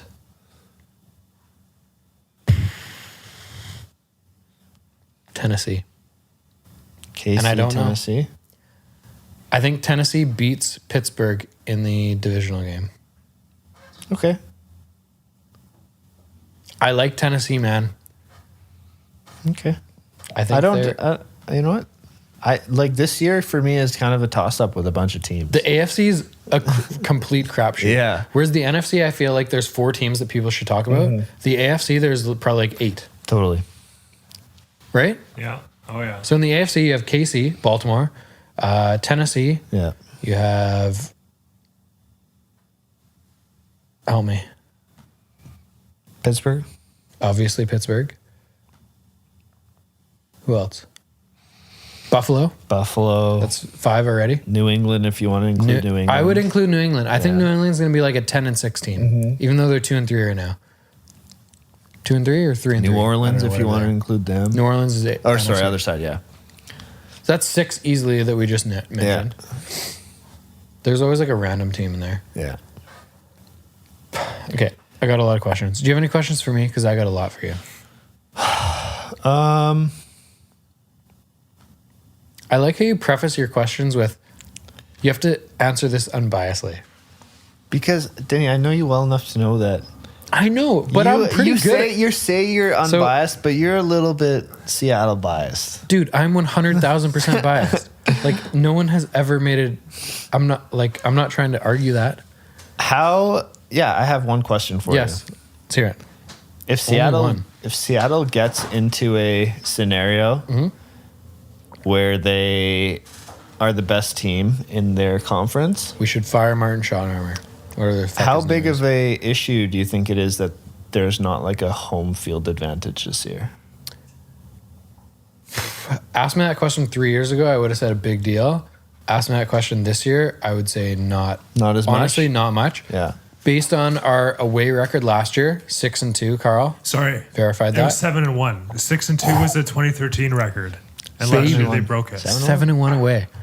So that was usually our Achilles heel, right? I just mean like in terms of an advantage playing in. I think better players win football games, right? I agree. So I think our offense is top 3 in the league. If I'm unbiased, top 3. If I'm biased, it's the best in the league.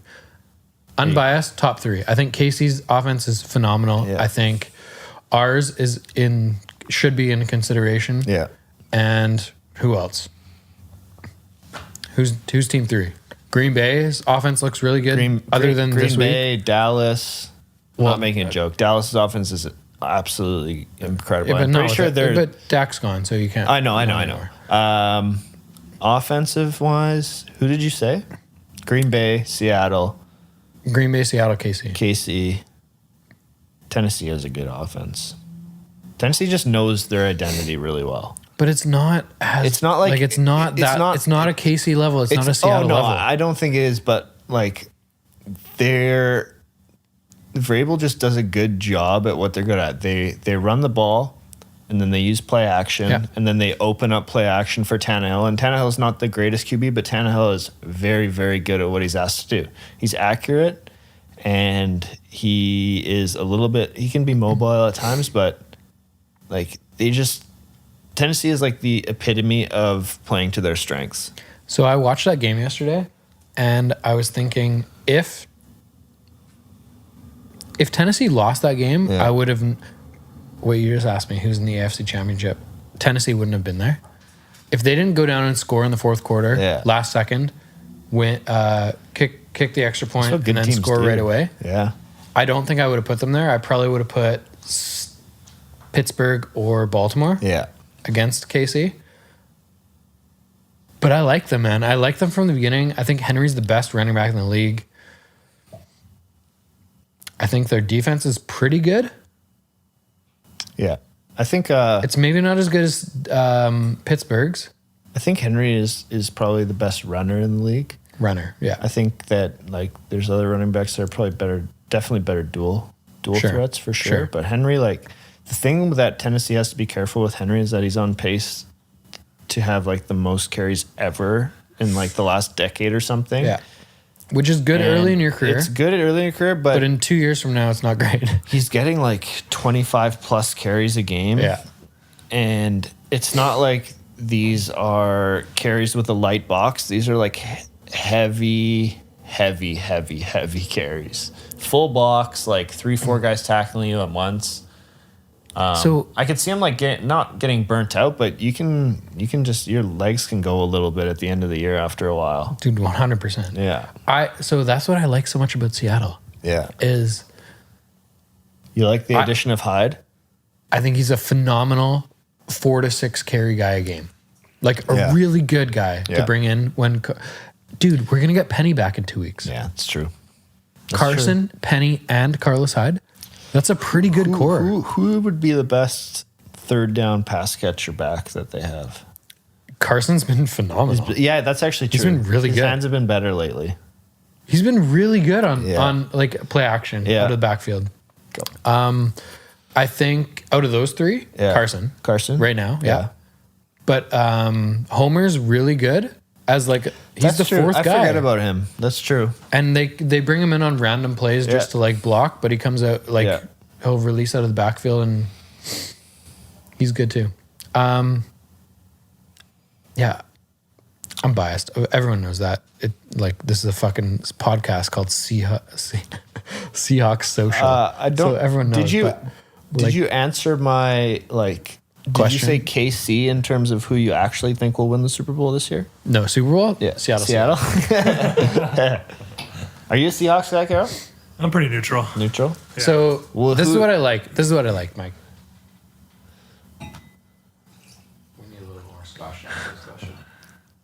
This is what I like. I'll have a little top up. Which one did you have? This one? This one. Don't mix it. No.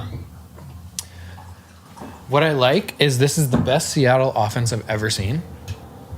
And I'm saying that unbiasedly that I've never seen an offense with this many weapons. Russ is in the absolute peak of his career. Yeah. And I think he's the best. If I am picking a team, if I'm picking players to win a Super Bowl this year, I'm picking Russell Wilson over Patrick Mahomes, over Lamar Jackson, over Aaron Rodgers. So I think he is the best quarterback in the league. Let me finish my thought. I would love to hear your thought. This is the best Seattle offense I've ever seen. We have 2 stud wide receivers. We have a third wide receiver that has made some really, really clutch big catches in David Moore. Mm-hmm. Dude, that catch on the sideline against the pylon in the end zone was one of the best catches I've ever seen a wide receiver make. How his body was contorted to drag his foot behind him to get it inbounds was like unbelievable. I think my receiver my receiver just fell over and expected pass interference, and then they picked it. I think they got their feet tangled, but that was shocking. I think when we get Jamal Adams back on defense... You gotta be kidding me. That's PI, man! Hold on. I didn't see it. Let's rewind.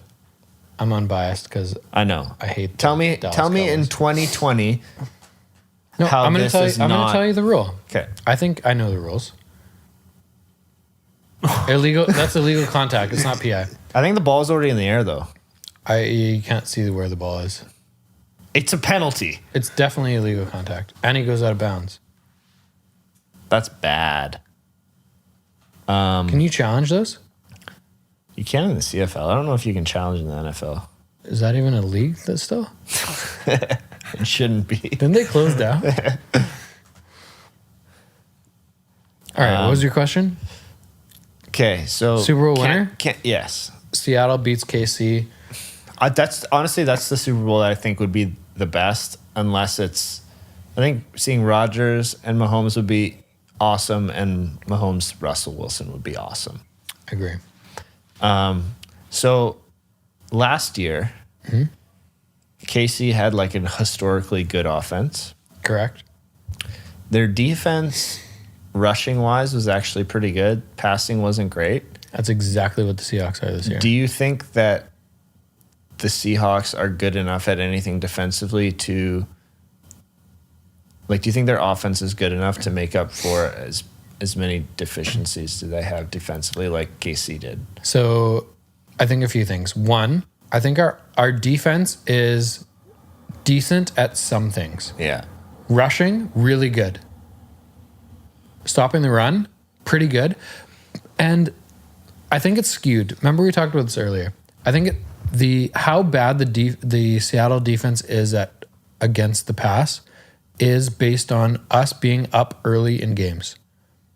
So the first 4 weeks we were up very big. Yep. Like against the Cowboys, we were up big early, like 14-0 or like 14-3 or something. And Dak threw the ball 57 times against us. Yeah, that's fair. If you're playing a top 5 quarterback in the NFL, they're gonna make completions. Yeah. Like it is what it is. Yeah, that's a fair point. Our especially knowing that the Seattle Seahawks do not have a good pass. Not good. The worst part of our team is the pass rush.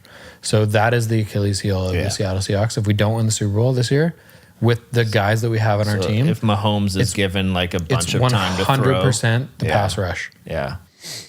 I think our offense is better. I think our offense has the ability to outscore anyone in the league. I think we're gonna find out here if it was PI or contact. Who's making this decision now if they didn't throw a flag though? I think they're just like that's a pretty bad missed call. That was bad.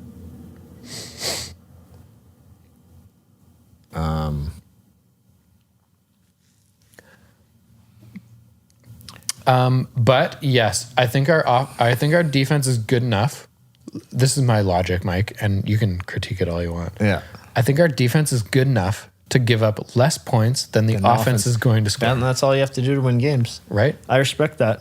Like, because a healthy Jamal Adams, I know you say a safety is not as valuable as a pass rusher, but I don't know, like, if you watched him in the first couple weeks when he was healthy, then he, like, I don't know,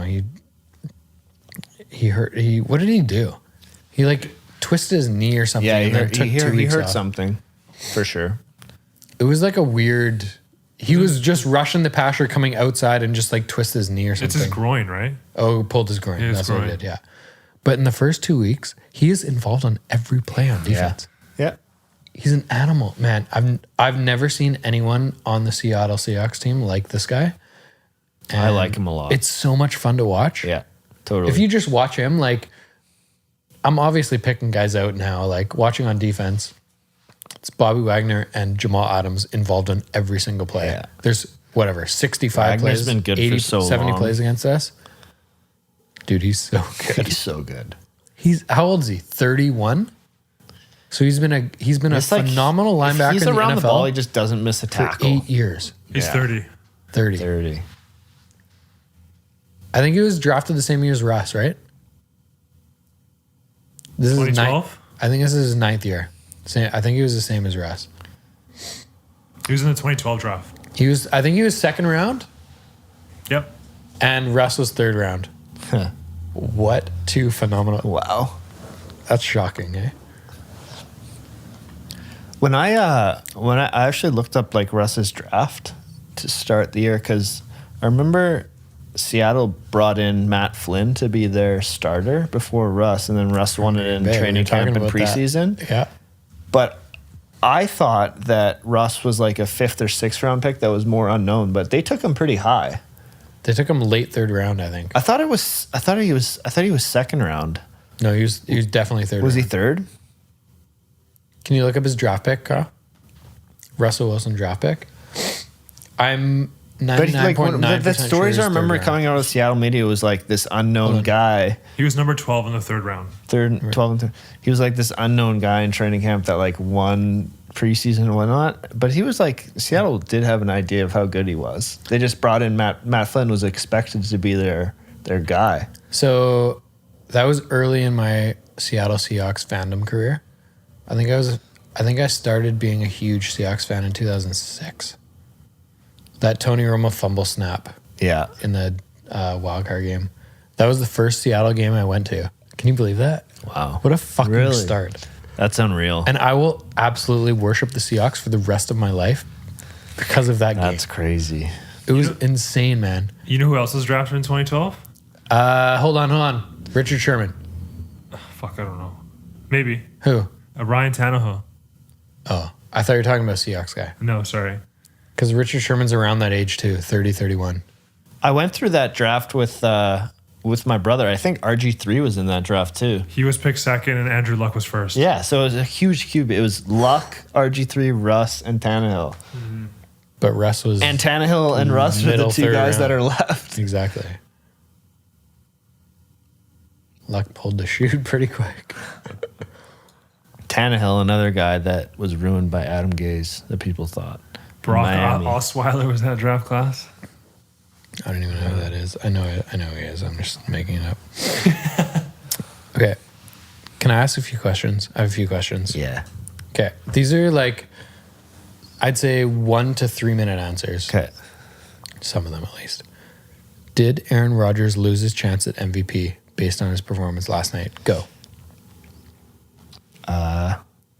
Yes, he did, assuming that Russell Wilson does not have a loss like Rodgers had, or a game like Rodgers had, which is honestly what I thought about yesterday when I was watching the Rodgers game, is that Flag. I can't remember the last time that Wilson had a game with 0 touchdowns, 0 rushing touchdowns, 2 picks, and was completely Ever. outplayed than another quarterback. Ever.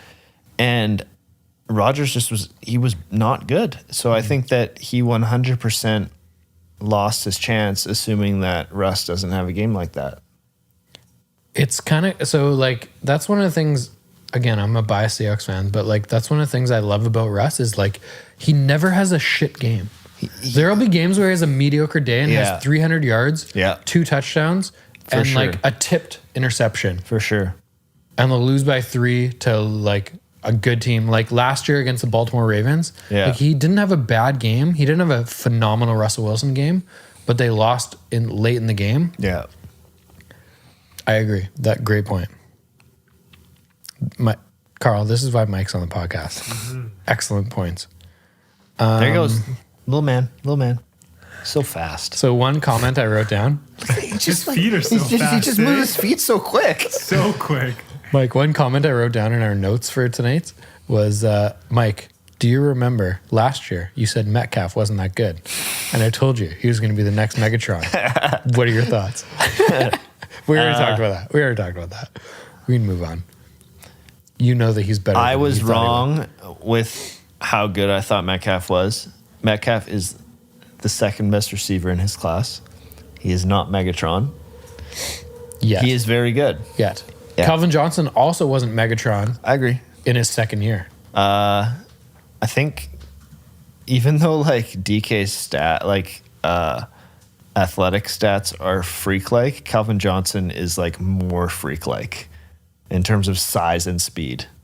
I don't think people realize Can how you pull fast. up their physical stats, Carl? Yeah. I think Calvin Johnson at like 6'6" or something ran like a 4.3, So 40 or something like that. It In was the- it in the was NA 4.35. 4.35. in the NFL Combine, Yeah. Metcalf ran a 4.4. Yeah. And I was asking Carl a couple weeks ago, what did, no, was that 4.4? Unofficially, he ran a 4.33. So very similar. Baby. Yeah. Yeah. So Because it's I was comparing him to Lockett, and I was like, Lockett's way faster. And Lockett was a 4.3. Lockett's quicker. Lockett was 4.3, and Metcalf was 4.33. Yeah. What's I think Calvin was, in terms of overall like height and size, a little bit bigger. Maybe a than little bit taller. Metcalf, yeah. Yeah. 6'5", 240 is Calvin Johnson. 6'5", 240. And Metcalf is 6'4", 6'4", right? 235.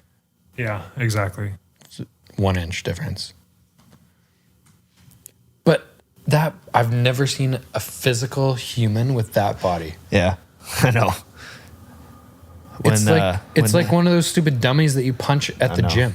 Like that's what his body. Like, it When makes no sense. Nicole and I are in a fantasy league together, I'm like, do you want to pick this guy or DK Metcalf? He's like, show me a picture. So I pulled up the combine picture when he's shirtless and he just looks like a roided out monster. He's like, I'm And he's picking 22 Metcalf. years old. Yeah. Who was the other guy? Jordy Like Nelson an or unknown. something? Yeah, like an unknown. Small white guy. Yeah. That's awesome. Okay, I got more. And then, more questions. I got more. I got a lot more. Okay, we had this chat the other night. Yeah. So this is something I'm really passionate about. Carl, I want your intake on this too. Is a team like the Miami Dolphins. Yeah. They're not going to make the playoffs. Everyone knows they're not going to make the playoffs. Why is Fitzgerald starting? Fitzpatrick, whatever the fuck his name is. Bearded man, XYZ. Yeah. Why is he starting over their top draft pick who they're like supposed to be as the franchise quarterback? Why? So I think there's like one clear argument that both sides are on when they talk about this, and it's always like the cliche of he's just not ready. So But how do you get ready?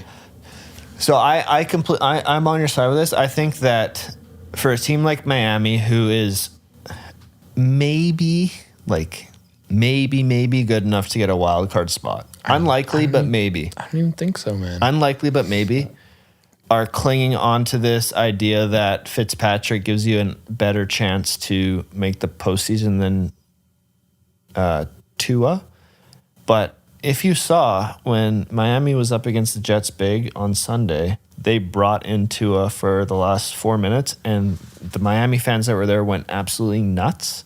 And I think like when a franchise has struggled like Miami for so long, and they can get excitement from a guy like Tua, and I personally think the best way to get a young quarterback ready is to play him in games as opposed to 100%. practice squad practices and whatnot.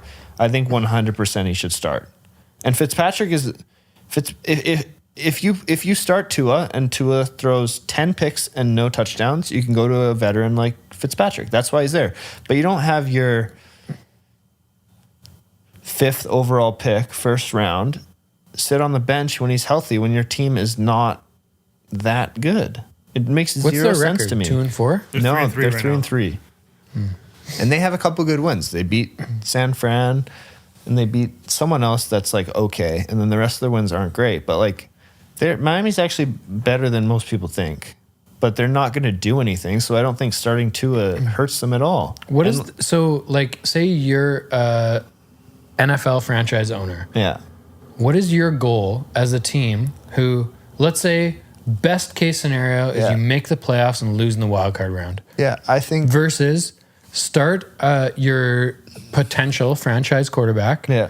Let him learn, and you don't make the playoffs because he makes a few mistakes that maybe Fitzpatrick, who as a veteran doesn't make or doesn't throw those shitty interceptions or whatever. It's just that.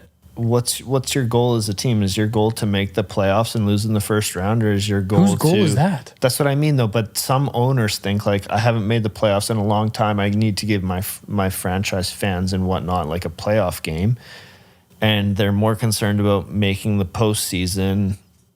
And is that anyone's goal? That more owners than not, and head coaches, it is their goal to make the postseason, and their job is way more secure, like losing in the postseason as opposed to missing the postseason by one game. Where it's what do you the mean same their outcome. job?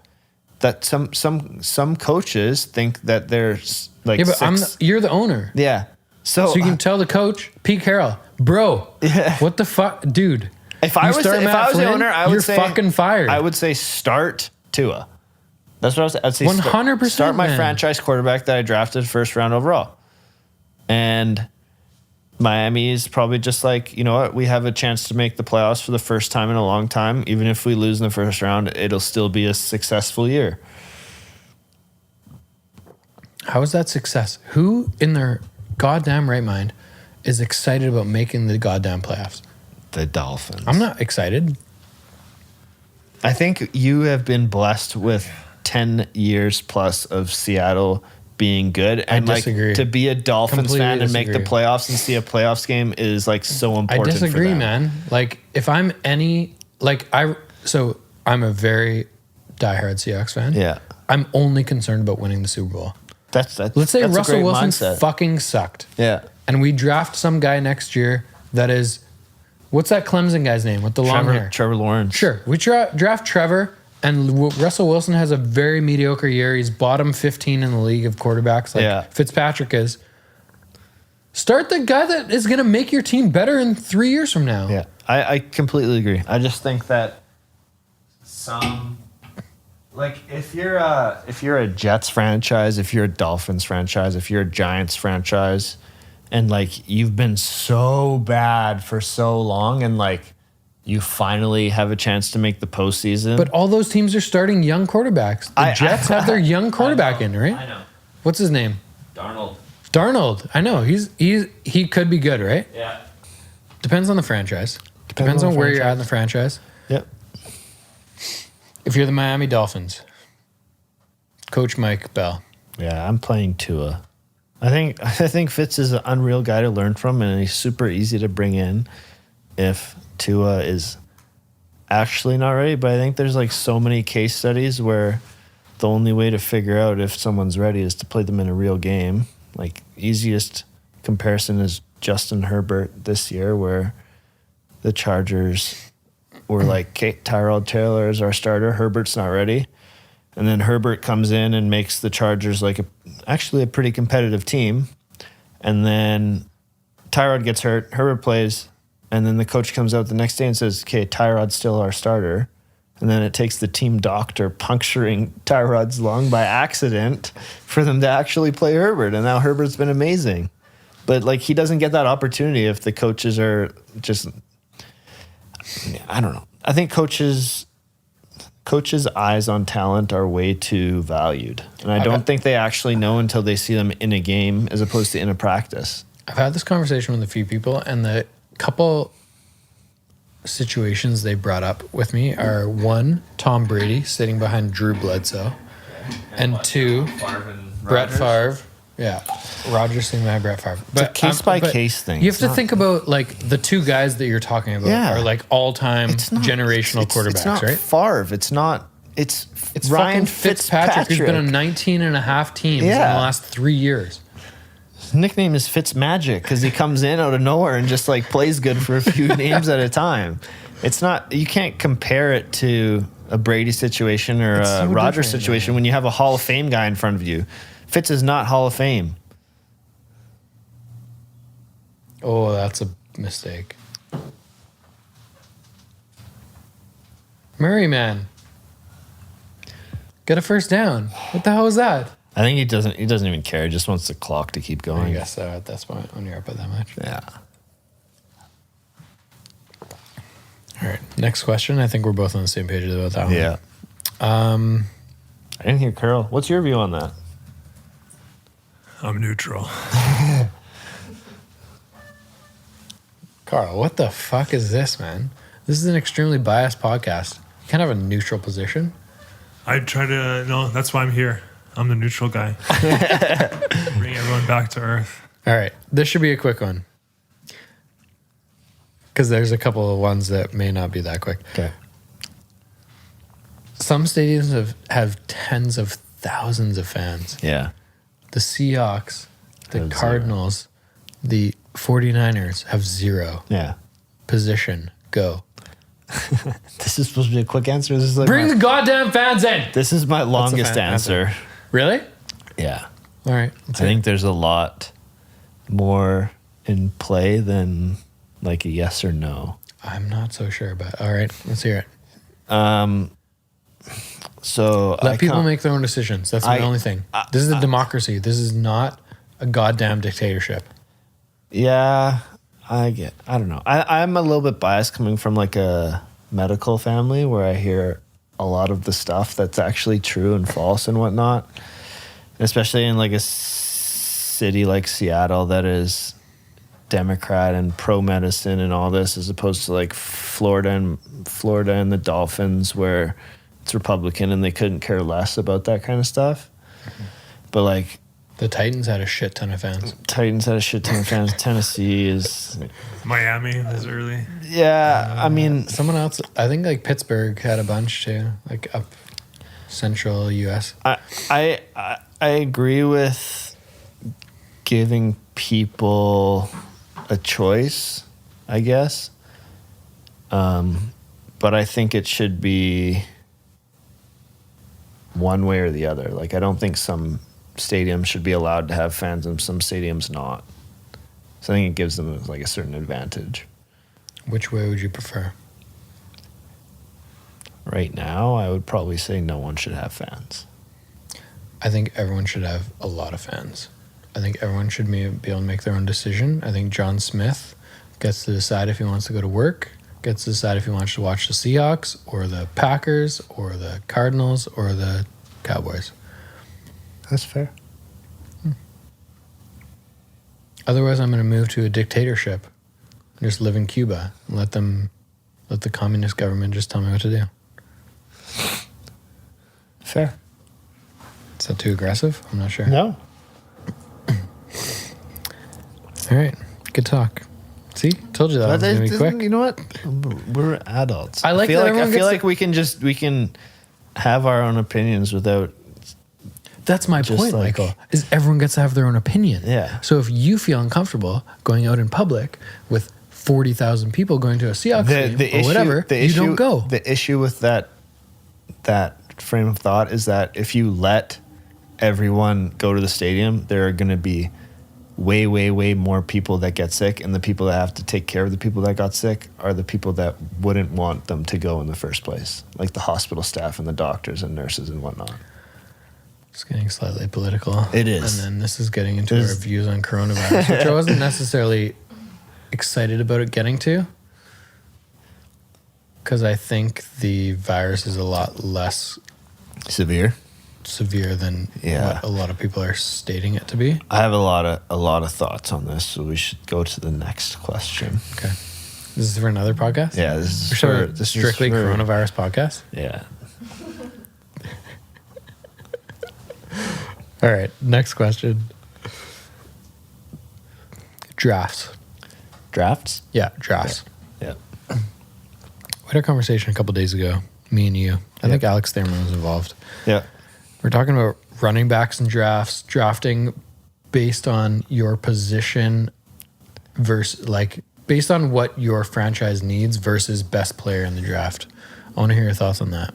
Yeah, I 100% have the correct opinion on this, and other people do not. You should draft based on what your team needs the most, not based on who's best available. What if your team needs a running back, though? Your team almost never needs a running back. That's a good answer. Almost 0% of the time, your team needs a running back to be taken in the first 4 rounds. Your team needs to draft a line, a quarterback, a pass rusher, a guy to protect your quarterback, and then a receiver. And build around that. And teams that struggle the most are teams that give massive contracts to running backs and have no money to spend on positions that actually matter. So if you have the first pick in the draft next year, are you picking a Clemson quarterback? If my team is if my team doesn't have a quarterback already, 100%. So who's the bottom 3 teams in the league? Jets, Giants, and someone.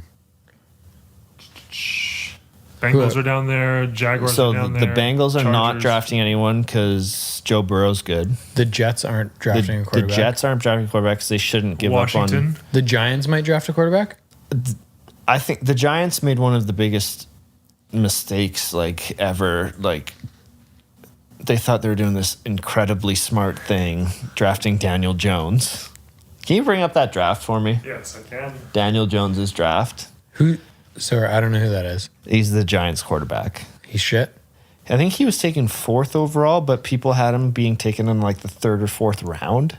And the Giants managers were like, we see something special in this guy. We're going to take him 4th overall. And they could have waited 6 overall. 6th overall? First Okay. round, yeah. He was not supposed to be in the first 3 or 4 rounds. And what are the other quarterbacks in that draft? Let's see here. Or other players?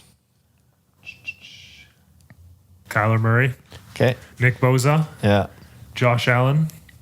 Nick Bosa was taken after that guy? Sorry, Josh Allen was taken right after Daniel Jones, but Nick Bosa was taken before. Nick Bosa was taken. Kyler Murray was taken before. Yeah. But my point is that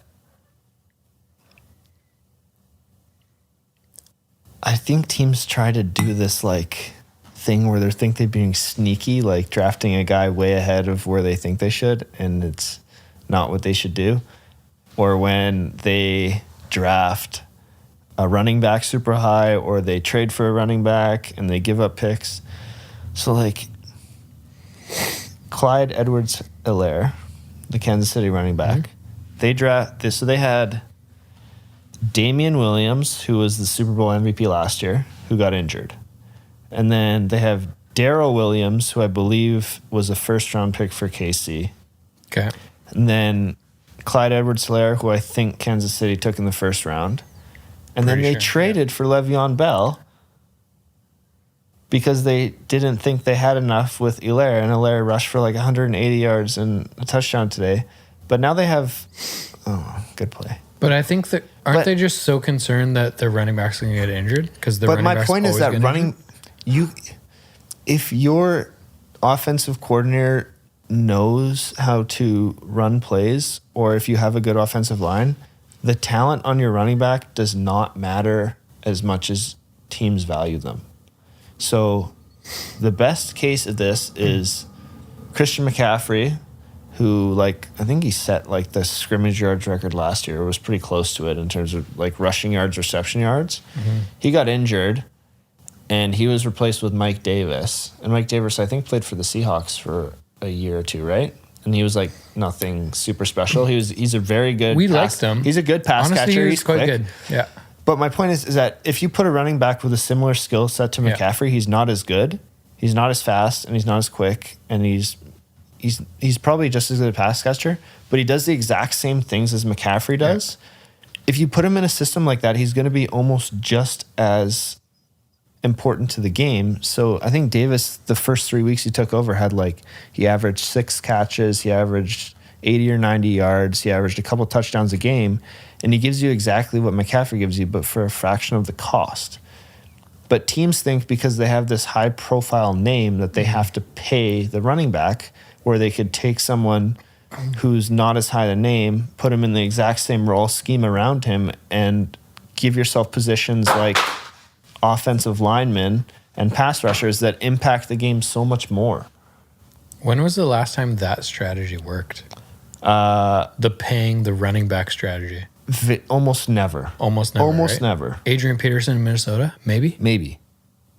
Was that the last one? But even when the league was run heavy, it didn't work as much as now, and now it's pass heavy. Yeah. So you should do it even less. Yeah. And the things that impact the running game more than running back talent, you can have the most fucking talented running back ever. If the defense is getting pressure and winning the offensive line battle, your running back is doing zero. Exactly. It doesn't matter. I.e. Dak versus Seattle rush defense. Yeah. I.e. Derrick Henry. He had like 36 yards against us. And we're not that good. We're like a very mediocre defense. I.e. Derrick Henry in 20... When was Derrick Henry drafted? 2012, 2013? Is he that long? Because he was benched for Dion Lewis for a number of years. Really? Because he averaged like 2 or 3 yards per carry, and his coach benched him because he couldn't do anything, because the scheme and the offensive line was so goddamn bad, and everyone that knew Derrick Henry was really good said, oh, Derrick Henry is a bust. But it wasn't a bust. It was just because his offensive scheme was so bad. And now you see how good he is. He's so But good. nothing changed with his skill set other than the line being better and the plays being better. When was he drafted? Because I would have said he's like, based on my He played for Alabama, and I say he probably was drafted 2013, 2014. He was drafted 45th overall, second round. Of what year? What year? 2016. 2016. And then he sat on the bench for 2 years for Dion Lewis. And then last year, And then last year, he had a breakout year because Vrabel took over and they made plays that made him excel. Yeah. But like this idea where you have this like Hollywood named running back and you feel like you have to pay him, he's not going to affect the game nearly as much as someone else. I feel like that's what the Seahawks are good at, though. Seahawks have been good at it. I think the Seahawks bring in running backs that aren't huge names, and I don't think they pay them. No. But it also surprises me that they don't invest in an offensive line as much as they should. Because I feel like pressure rates against Wilson are still pretty high. Like, they don't win the line Compared battle. to last year, it's not even close. It's a lot better? A lot better. Yeah. So they went from like 28th in the league last year offensive line to like this year. Correct me if I'm wrong, Carl. I'm going to say, I want you to pull this up as I'm talking. 15. Like, I feel like we've got a lot better. 16. Fuck. So close. Going from bottom to half is huge. Huge. Did they pick people up or draft people? They drafted our left tackle, I think. Yeah. Out of LSU. I forget his name. Yeah. He's big. Pochich has been pretty good at center. I would. Dwayne Brown has been a rock star in the league for quite a while. Can I talk about something that I'm very passionate about? Dude, in terms of this podcast is built on passionate topics. That's it. What is the biggest thing, like in analytics now, that has been debunked that is like super important? And I'm gonna give you an idea. It has to do with. Give me a hint. It has to do with. I don't know if I can give you a hint. Okay, it's kind of hard to explain, but. Have you ever heard the cliche of that you have to establish the run to open up the pass game? Yeah. Okay, so the biggest thing that teams do that are successful offensively that completely go against that is this idea that you have to run the ball to be successful in the pass, where it's actually 100% the opposite. It's totally the opposite. You have to pass the ball well to be able to. Oh yeah, pick! Let's go! That's pick 6. Hit Dalton. Oh yeah, baby, let's go. Nice. Zeke made a tackle. Okay, so establishing the run, not how things work in football. No. How people thought they worked for decades and decades. You have to pass the ball well in order to lighten the box and run the ball well. 100%. So this idea that the biggest idea and the most successful plays in the NFL are play action passes. And this idea that you have to run the ball to set up play action, which is what Aikman and Collinsworth say at least 3 or 4 times a day on Sunday. Collinsworth is fucking terrible. Is 100% wrong. You don't even have to run the ball 5 times a game to be successful in play action. You just have to make the defense think for a split second that you are going to possibly run. But the idea that you have to run the ball to be able to pass the ball well is like so far false. And 99% of teams still believe that. And it drives me 99% of drives teams? me fucking nuts. So name the couple teams that don't believe it. Kansas City, Baltimore, Tennessee, and I don't even know. So only I don't AFC like, teams believe it. dude. Like a team like Seattle that still has this kind of like weird identity that they have to run the ball well. It's not true. Do you think Seattle? This is a serious question. Do you think Seattle is building for late in the season? They know that, like, everyone knows we have the best player in the league, right? Yeah. Russell Wilson is the best player in the league. He proved it last Sunday. 1A, 1B. With a minute and a half left, he proves Yeah. it. Right? He's the best player in the league. Do you think we know that and we're just trying to, like, manipulate teams for late in the season this year?